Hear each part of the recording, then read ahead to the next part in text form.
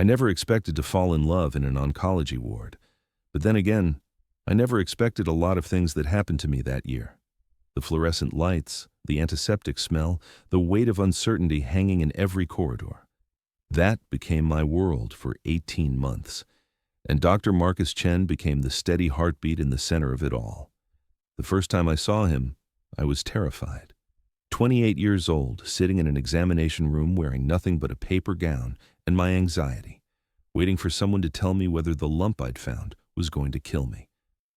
When he walked in, he had this presence about him, not intimidating, but solid, real. He was maybe 35, with dark hair that fell slightly over his forehead, and these deep brown eyes that actually looked at you, not through you. "I'm Dr. Chen," he said, extending his hand. His grip was warm, firm. "I know this is scary, but whatever we're dealing with, we're going to face it together. You're not alone in this." I remember thinking it was probably something he said to everyone, a line he'd perfected over years of practice. But the way he said it, the way he held my gaze for just a moment longer than necessary, made me believe him. And I needed to believe someone right then, because I was drowning. The diagnosis came 3 days later. Testicular cancer. Stage 2. The words hit me like a physical blow, even though I'd been preparing myself for them. Marcus, he told me to call him Marcus during our consultation, walked me through everything. The surgery, the chemotherapy protocol, the statistics, the timeline. He never once looked away from the hard parts, never sugarcoated, but he also never made me feel like I was just another case file. "You're young," he said. "You're otherwise healthy. The survival rate for what you have, caught at this stage, is over 95%. I'm not saying this will be easy. It won't be. But I am saying you're going to get through this." "How can you be so sure?" I asked, and my voice cracked on the last word. He leaned forward, elbows on his knees. "Because I've seen hundreds of patients walk this road, and I've learned to recognize the fighters. You're a fighter, even if you don't feel like one right now." The surgery happened within the week. I woke up in recovery with my mom on one side and my sister on the other, both of them trying not to cry. Marcus stopped by that evening, still in his white coat, just to check on me. Not as my doctor, he had other doctors monitoring my post-op recovery, but as himself. "How are you feeling?" he asked. "Like someone kicked me in the balls," I said, then laughed weakly. "Oh, wait." He smiled, actually smiled, and it transformed his whole face. "Gallows humor, that's a good sign. You're going to need that sense of humor for what comes next." What came next was chemotherapy. 3 cycles, 3 weeks each, with a week of recovery in between. I'd read about it, researched it obsessively in the days between diagnosis and surgery. But nothing prepares you for the reality of poison being pumped into your veins, for the way your body rebels against the very thing that's supposed to save it. Marcus was there for every infusion, not the whole time. He had other patients, other responsibilities. But he'd stop by, check my vitals himself, even though the nurses had already done it, ask me questions that had nothing to do with medicine. What was I reading? What did I do before all this? Did I have plans for after? "After," I remember saying during my second cycle. "I can't think about after. I'm just trying to survive now." "That's fair," he said, adjusting my IV line. "But I'm going to keep asking, because there is an after, and you're going to get there." I lost my hair during the 3rd week. I knew it was coming, but it still gutted me. Waking up to find clumps of it on my pillow, watching it circle the drain in the shower. I shaved my head before it could fall out completely, standing in my bathroom at 2 in the morning, tears streaming down my face as the buzzer hummed. When Marcus saw me at my next appointment, he didn't say anything at first, just looked at me with this expression I couldn't quite read. Then he reached up and ran his hand over his own head. "I shaved mine in solidarity with a patient once," he said quietly. "I was a resident, 26 years old, thought I knew everything. Had this kid, 8 years old, leukemia. He was so self-conscious about losing his hair. So about 15 of us on the ward, doctors and nurses, we all shaved our heads, had a whole party about it." "Did he make it?" I asked. Marcus's expression shifted, became something softer and sadder. "He did. He's in college now. Pre-med, actually. Sends me a card every Christmas." "And the ones who didn't make it?" He was quiet for a long moment. I remember every single one of their names. That's when I started to really see him. Not as Dr. Chen, the oncologist with the impressive credentials and the confident demeanor, but as Marcus, a man who carried the weight of other people's lives and deaths, who chose to do this impossible work day after day, who somehow managed to stay human in the face of so much suffering. The chemo was brutal. There's no other word for it. The nausea that made me afraid to eat anything, the fatigue that turned climbing stairs into a marathon, the way my sense of taste changed, making everything metallic and wrong, the mouth sores, the neuropathy in my fingers and toes, the way I'd look in the mirror and not recognize the gaunt, pale person staring back. But Marcus was right. I was a fighter. Even on the days I wanted to quit, wanted to refuse the next treatment, wanted to just let whatever was going to happen happen, I kept showing up, kept sitting in that chair, kept letting them poison me in the hopes of saving me, and Marcus kept showing up too. Even when he didn't have to, even when it wasn't his shift, he'd appear in the infusion center, sometimes with coffee, sometimes with nothing but his presence. We'd talk about everything and nothing, his medical school years in Boston, my graphic design career that was currently on hold, his terrible apartment with the leaky faucet he kept meaning to fix, my cat, Hemingway, who my sister was taking care of, books we'd read, movies we'd seen, the ordinary stuff of life that felt extraordinary when you weren't sure how much life you had left. There was this one day, middle of my last cycle, when everything just crashed down on me. The cumulative effect of months of treatment, of fear, of trying to be brave. I was alone in the infusion room. My regular nurse had stepped out, and I just started crying. Not quiet tears, but the ugly, gasping kind of sobs that take over your whole body. Marcus found me like that. I didn't even hear him come in. Suddenly he was just there, and before I could apologize or try to pull myself together, he pulled up a chair and sat down next to me. Didn't say anything. Just sat there while I fell apart. When I finally managed to catch my breath, I said, "I'm sorry. That was unprofessional." "You're not the professional here," he said gently. "I am, and there's nothing unprofessional about being human." He paused, then added, "Do you want to know a secret?" I nodded, wiping my face with the scratchy hospital tissues. "Sometimes I go sit in my car in the parking garage and cry," he said, "after particularly hard days, after losing someone I thought we could save, after having to tell someone their cancer's back. I sit there and I let myself feel it, because if I don't, if I just keep pushing it down, I'll break, and I can't break. Too many people need me not to break." "That sounds lonely," I said. He looked at me, really looked at me, and something passed between us, something I wasn't ready to name. "It is," he said simply. My last chemo session fell on a Thursday in March. Spring was trying to happen outside the hospital windows, trees budding, the light changing from winter's harsh glare to something softer. I was exhausted and elated in equal measure. Almost done, almost through. Marcus sat with me for the last hour of the infusion. We didn't talk much, there wasn't much to say, but his presence meant everything. When the nurse finally removed the IV, I felt like I could breathe fully for the first time in months. "We'll do scans in a few weeks," Marcus said. "See how everything looks, but you did it. You made it through." "We did it," I corrected him. "I couldn't have done this without you." He smiled, but there was something bittersweet in it. "That's my job." "No," I said. "Your job is to prescribe treatment and monitor my progress. Everything else, all the times you showed up when you didn't have to, all the conversations and the coffee and just being there, that wasn't your job. That was you choosing to care." He didn't say anything, but his eyes held mine for a long moment before he looked away. The next few weeks were strange. My body slowly started to recover, but I felt unmoored. For months, my entire existence had been structured around treatment. Now there were just regular days, empty and waiting to be filled. I was supposed to feel grateful, and I did, but I also felt lost. I went in for my scans on a Tuesday morning in April, the PET scan, the CT scan, the blood work. Then the waiting, the endless, excruciating waiting for results. For someone to tell me if the poison had worked, if the cancer was gone, if I got to have a future. Marcus called me himself the next day.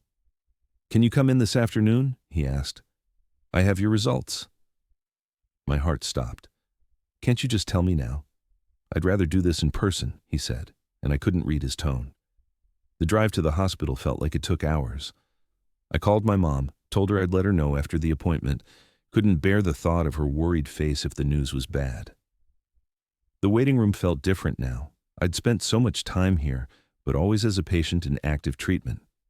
Now I was in limbo, between sick and well, between before and after. When Marcus called me back, I searched his face for clues. He was good, though. Years of practice keeping his expression neutral until the door closed behind us. "Sit down," he said, and I did, my legs shaking. He pulled up my scans on his computer, then turned to face me. "Your scans are clear," he said, "completely clear. No evidence of disease. The cancer's gone." I heard the words, but they didn't seem real. "Gone? Like, gone, gone?" "Gone, gone," he confirmed, and his professional mask cracked just slightly. "You did it. You beat it." I started crying again, but this time it was different. Relief, joy, disbelief, all flooding through me at once. I was going to live. I got to have an after. And then I looked up and saw that Marcus was crying too. Tears running down his face, not even trying to hide them. In all the months I'd known him, through all the hard appointments and difficult days, I'd never seen him cry. "Marcus," I said, uncertain. He wiped his face quickly, laughed a little. "I'm sorry. I'm supposed to be the professional one here. He paused, took a breath. "I've been doing this for 10 years, and it never gets old telling someone they're going to be okay, especially someone who—" He stopped, seemed to catch himself. "Someone who what?" I asked softly. He looked at me, and the expression on his face was so raw, so open, that it took my breath away. "Someone I care about this much," he said quietly. "I know I shouldn't. I know there are boundaries, professional ethics. But from that first appointment, there was something about you. The way you faced this with courage and humor and honesty. I found myself thinking about you when I wasn't at work, worrying about you, wanting to protect you from all of it even though I couldn't." My heart was pounding. "Marcus? I'm not your doctor anymore," he said quickly. "Your treatment's complete. You'll have follow-up scans, but those will be with Dr. Patterson, so I'm not violating any ethics by telling you this. But He ran his hand through his hair, a gesture of nervousness I'd never seen from him before. "Would you want to have dinner with me sometime? As not your doctor. As just Marcus. As someone who would really like to get to know you outside of these walls." I stared at him. 18 months of treatment, 18 months of seeing him as my doctor, my anchor, the person who kept me tethered to hope. And now he was asking me to see him as something else entirely. "I thought it was just me," I said. "I thought I was imagining it." "Imagining what?" "The way you looked at me sometimes. The way it felt like there was something more than just doctor and patient. I told myself I was being ridiculous, that you were just being kind, that I was reading into things because I was scared and vulnerable, and you were the one stable thing in my life." "You weren't imagining it," Marcus said. "I tried so hard to keep it professional, to maintain boundaries, but every time I saw you, every conversation we had, I fell a little more." I stood up, crossed the small space between us.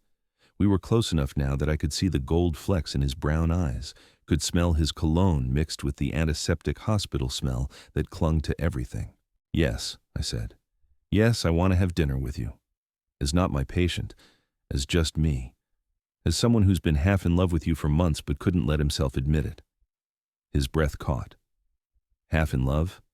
"Maybe more than half," I admitted. He reached out slowly, giving me time to pull away, and cupped my face in his hand. His thumb brushed across my cheekbone, gentle and reverent. "I need to be clear about something," he said. "This isn't about gratitude or transference or any of the psychological complexities that can happen between doctors and patients. I'm asking you out because I find you fascinating and funny and brave, because I want to know what your favorite food is and what you're like when you're not in a hospital, because I want to hear you laugh without the weight of cancer hanging over us, because I think you're beautiful, and I have from the start." "I'm still bald," I said, smiling through fresh tears. "You're beautiful," he repeated firmly, "with or without hair, though I have to say you pull off the bald look really well." I laughed, and it felt good. Natural, like maybe I was learning how to be a person again instead of just a patient. "Friday?" I asked. "For dinner?" Friday, he agreed. I know this Italian place. Small, quiet, amazing carbonara. I haven't been able to taste properly for months, I warned him. The chemo messed with everything. Then we'll go somewhere with strong flavors, he said immediately. Thai food, Indian, whatever might cut through. We'll figure it out together. Together. The word settled into my chest, warm and promising. I left the hospital that day in a daze, called my mom from the parking lot, told her the scans were clear, heard her sob with relief, called my sister, my best friend, everyone who'd been on this journey with me. And through all of it, I kept thinking about Marcus, about dinner on Friday, about the possibility of something beginning just as something else was ending. Friday came. I spent an embarrassing amount of time trying to figure out what to wear. Everything hung loose on my chemo-wasted frame. I'd lost 30 pounds over the course of treatment, and nothing fit right anymore. Finally settled on jeans and a button-down shirt that didn't look too baggy. Stared at my reflection, at my bald head and too thin face, and tried to see what Marcus saw. Tried to feel beautiful. He picked me up at 7, showed up at my door in jeans and a sweater, looking nervous and young and nothing like Dr. Chen, the oncologist. Just Marcus, just a man on a first date. Hi, he said. Hi, I said back. We grinned at each other like idiots. Dinner was at a Thai place he loved, tucked into a neighborhood I'd never explored. The food was incredible, and he was right. The strong flavors cut through the lingering metallic taste in my mouth. We talked for hours. About his childhood in California, growing up as the son of immigrants who'd sacrificed everything for his education. About my Midwest roots, my complicated relationship with my father, who'd never quite known what to do with a gay son. About the books we loved, the music we listened to, the dreams we'd set aside and the ones we still held close. Why oncology? I asked. That's got to be one of the hardest specialties. He was quiet for a moment, turning his wine glass in his hands. My grandmother, he said finally. She raised me while my parents worked, taught me Mandarin, taught me to cook, told me stories about China. She was diagnosed with ovarian cancer when I was in college, stage 4. I watched her go through treatment, watched her suffer, watched her die, and I thought, someone should do something about this. Someone should fight this disease. And then I realized that someone could be me. I'm sorry, I said, about your grandmother. Me too, he said. But she's why I do this, why I keep doing it, even on the hard days. Because every person I treat is someone's grandmother, someone's child, someone's love. They all matter. You all matter. The way he said it, the conviction in his voice, made me fall a little deeper. After dinner, we walked. The spring night was cool but not cold, the city alive around us. We ended up at a park, sitting on a bench under the glow of streetlights, and Marcus took my hand. His fingers laced through mine, warm and sure. I'm scared, I admitted. Not of this, of us, but of everything else. What if it comes back? What if the scans were wrong? What if I only get a few years? Then we'll face it, Marcus said simply. Together, if you'll let me.